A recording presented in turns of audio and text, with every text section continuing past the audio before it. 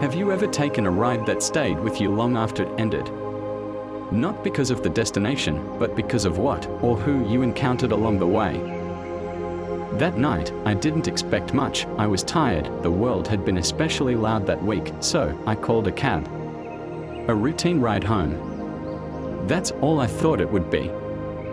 But sometimes, life offers us a quiet whisper, a gentle hand on the shoulder, when we least expect it, and it came to me in the form of an old man behind the wheel. This is the story of a ride that became a turning point, and a driver who, without even trying, reminded me how to be human again.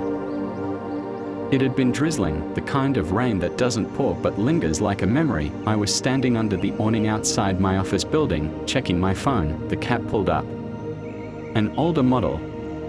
Slightly dented, the driver rolled down the window and gave me a small nod.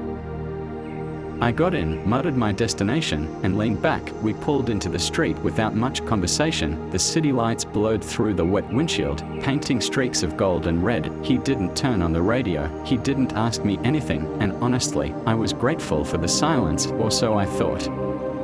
About 10 minutes into the ride, he spoke, softly, not to fill the silence, but almost like thinking out loud. You ever notice how the world's in a rush, but nobody knows where they are going?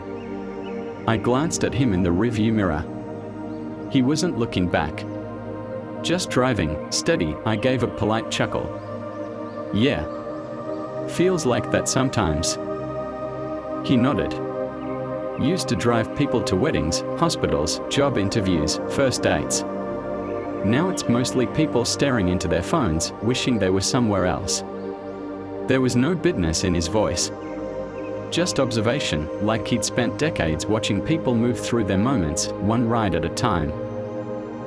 He continued, still keeping his eyes on the road. Years ago, I picked up a woman in her 90s.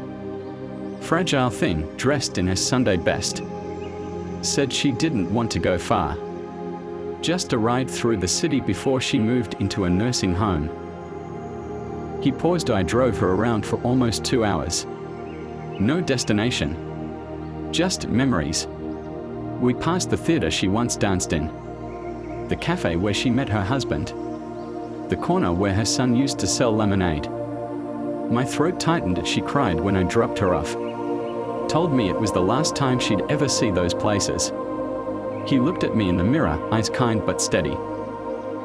Most people don't want much. Just to be seen. To be remembered. I didn't know what to say, so I said nothing, but in that silence, something in me shifted.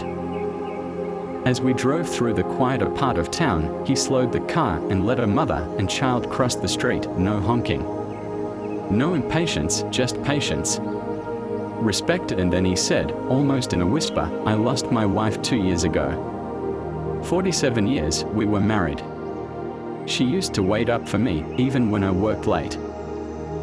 His voice didn't crack, but it softened.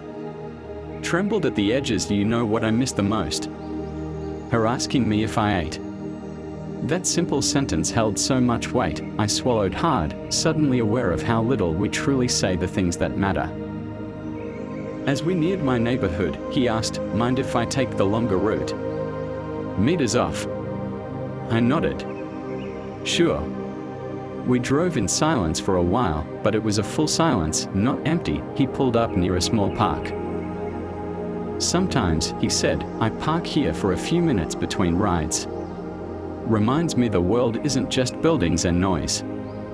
He looked back at me for the first time, his eyes gentle. You look like someone who's been moving fast for a long time. I smiled sadly. You could say that. Well, he said, it's okay to stop. Even just for a breath. He drove me the rest of the way, then stopped in front of my building. Before I could reach for my wallet, he waved his hand. At no charge tonight, he said. You needed this ride. I stared at him. But why?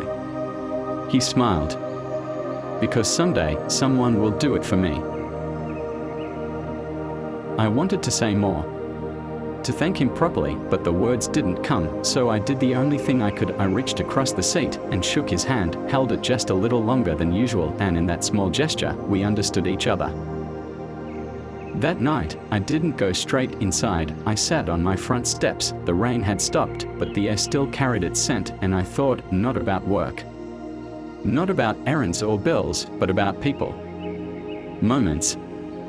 Quiet lessons. I thought about the last time I looked into someone's eyes and really saw them, about the last time I listened without interrupting, about the last time I paused just to breathe.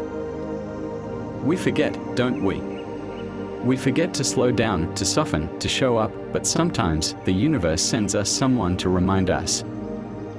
I never saw that driver again. I don't even remember his name, but I remember the ride, the feeling, the kindness without fanfare, the grace without expectation. But that's the thing about true kindness. It doesn't demand attention, it just is, and it stays with you. In the way you speak to your neighbor, in the way you hold the door a little longer, in the way you let someone merge in traffic without annoyance. A kindness is a ripple, and that night, he dropped a pebble in my life. The waves still reach me, even now. Thank you for listening. Truly, stories like this aren't just mine, they belong to all of us, because we've all needed kindness, we've all given it, and we've all forgotten it, too. But today, you remembered it. This is Bittersweet Brew, where we slow down, sip stories, and remind each other that even in a busy world, gentle hearts still matter. If this story touched something in you, share it, leave a comment. Tell me about your quiet moments, or just sit in silence for a while and let it echo. Until next time, take care of your kind heart. It's more powerful than you think.